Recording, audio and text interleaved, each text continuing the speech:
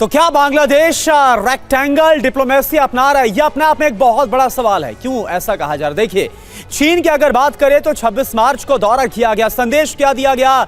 नए दोस्त बनाएंगे। और इसके अलावा जो बयान आपने सुना, भारत के उत्तर पूर्वी राज्यों का जिक्र किया गया, सेवन सिस्टर्स का जिक्र किया गया, बंगाल की खाड़ी में निवेश का प्रस्ताव यह बोलते हुए दिया गया कि we are the only guardians. अब पाकिस्तान की बात करें तो वीजा प्रतिबंधों में अब ढील दे दी गई है।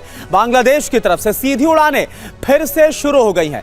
22 अप्रैल की बात करें तो पाक विदेश मंत्री की ढाका यात्रा है। सितंबर 2024 में पीएम शहबाज से भी मुलाकात हुई है और भारत के प्रधानमंत्री नरेंद्र मोदी से मिलने का अनुरोध किया है। थाईलैंड में मुलाकात चाहता है बांग्लादेश। ढाका के लिए नजरअंदाज करना इसे संभव नहीं है, ये कहीं ना कहीं साफ तौर पर नजर आता है।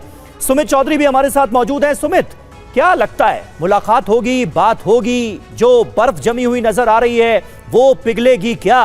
क्योंकि संबंध खराब भी तो बांग्लादेश नहीं किए हैं। मोहम्मद यूनुस के आने के बाद ही बांग्लादेश में जिस तरह के हालात पैदा हुए, जिस तरह से एंटी इंडिया सेंटिमेंट्स को हवा दी गई, कहीं ना कहीं रीजंस तो बिल्कुल क्लियर हैं। तो अगर रिश्तों में नरमी लानी है, प्रगाढ़ता लानी है, तो कदम भी तो बांग्लादेश को भी आगे बढ़ाने पड़ेंगे। देखिए, अब तो जो भी करना है वो बांग्लादेश को ही करना, और जो बिगाड़ा भी है वो बांग्लादेश ने बिगाड़ा। समीर, अगर आप देखें कि लगातार अब ये मोहम्मद यूनुस के ऊपर ये आरोप लगने लगे हैं बांग्लादेश में कि वो पाकिस्तान और चीन सेंट्रिक लगातार हो रहे हैं, उनके बयान, उनके कामकाज करने के तरीके। और ये इसलिए भी क्योंकि अभी बांग्लादेश जिस इकोनॉमिक क्राइसिस से जूझ रहा है, खासतौर पे 10% से ज़्यादा आप देख सकते हैं कि जो वहाँ पर जो महंगाई दर है वो इस साल बढ़ने के अनुमान है। उनकी जीडीपी में 1.8% की गिरावट आने के अनुमान है। और ये कहा जा रहा है कि अगर चीन की हालत इस समय ऐसी है, क्योंकि टैरिफ वॉर के बाद चीन को भी इसका सामना करना पड़ेगा, तो निश्चित तौर पर आप एक ऐसे देश के पास जा रहे हैं ना तो जिसका भरोसा है, ना ही वो जो खुद आपसे कह सकते हैं कि सस्टेन है।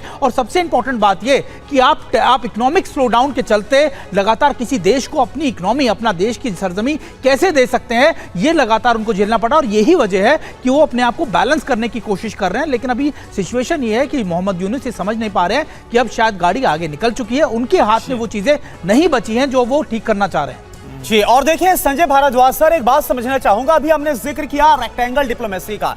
बांग्लादेश जिस तरह से पाकिस्तान को एक तरह से तमाम जो रियायत दे रहा है, या फिर पाकिस्तान का जो दखल बांग्लादेश के अंदर हो गया है, चीन को आमंत्रण दिया जा रहा है, क्या एक बैलेंस के तौर पर अब देखना पड़ेगा बांग्लादेश को कि वो भारत को क्या तवज्जो देता है? क्योंकि जो भारत के इंटरेस्ट है वो पाकिस्तान के साथ कैसे हैं, चीन के साथ कैसे, कॉन्फ्लिक्ट कैसे है, वो समझते हुए बांग्लादेश को कोई भी कदम आगे बढ़ाना होगा। क्या आपको लग रहा है? देखिए करुणा, इसके दो पहलू हैं साफ साफ। पहली बात कि मोहम्मद यूनुस की स्थिति क्या है। मोहम्मद यूनुस के पास कोई लेजिटिमेसी नहीं है, अनकॉन्स्टिट्यूशनल उसकी सरकार है और उसको बाइडेन सरकार का एक तरीके से आशीर्वाद प्राप्त था। लेकिन जब से ट्रंप आए हैं उनकी कुर्सी हिलती हुई नज़र आ रही है, वो समर्थन नहीं है। अब वो क्या कर रहा है, पाकिस्तान, प्रो पाकिस्तान और प्रो चाइनीज़ फोर्सेस का सहारा लेके अपने आप को सत्ता में बरकरार रखना चाहता है। और वो चाइना और पाकिस्तान के माध्यम से भारत और अमेरिका को बांग्लादेश में बैलेंस करना चाहता है। लेकिन दूसरी बात यह है कि मोहम्मद यूनुस को कौन सपोर्ट कर रहा है? कुछ ही लोग हैं जो कट्टरपंथी है, जमात के लोग हैं जो प्रो पाकिस्तानी हैं,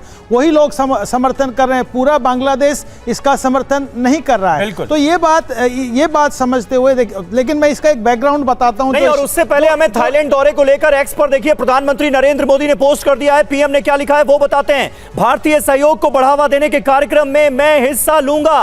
पीएम ने लिखा, आज पीएम शिनवात्रा से मिलूंगा, कल बिम्स्टेक समिट में शामिल होंगे। तो ये प्रधानमंत्री नरेंद्र मोदी का पोस्ट हमने आपको दिखाया, जिसमें बिम्स्टेक शिखर सम्मेलन का उन्होंने जिक्र किया है। कल वो शिरकत करेंगे इस सम्मेलन में, इसका उन्होंने जिक्र किया है। और पीएम शिनवात्रा से उनकी मुलाकात होगी। उस मुलाकात में क्या होगा, इस पर भी सबकी नजरें हैं। चीन की विस्तारवादी नीति वर्सेस भारत की एक्ट ईस्ट पॉलिसी। जी हां, चीन को रोकने के लिए भारत की एक्ट ईस्ट पॉलिसी का जिक्र जरूरी है। एक्ट ईस्ट पॉलिसी भारत की रणनीतिक आर्थिक नीति है। भारत की एक्ट ईस्ट पॉलिसी में थाईलैंड सबसे खास है, जहां इस वक्त प्रधानमंत्री नरेंद्र मोदी मौजूद हैं। भारत थाईलैंड संबंध 2000 साल से भी ज्यादा पुराने हैं। आसियान पूर्वी एशियाई देश से गहरे संबंध बना रहा है भारत। व्यापार, निवेश, सुरक्षा, सांस्कृतिक साझेदारी को बढ़ावा दिया जा रहा है और ये साझेदारी आने वाले वक्त में कितनी और मजबूत होती हुई नजर आती है। सचदेव सर, अगर आप हमारे व्यूअर्स को बता पाए। मुझे ये लगता है कि इस बारे में काफ़ी कुछ किया गया है और जिसमें कि सबसे अंतिम जो है वो जिस तरह से भारत पहला देश था जिसने म्यांमार की और थाईलैंड की मदद की है भूस्खलन के बाद, तो ये अपने में दिखाता है।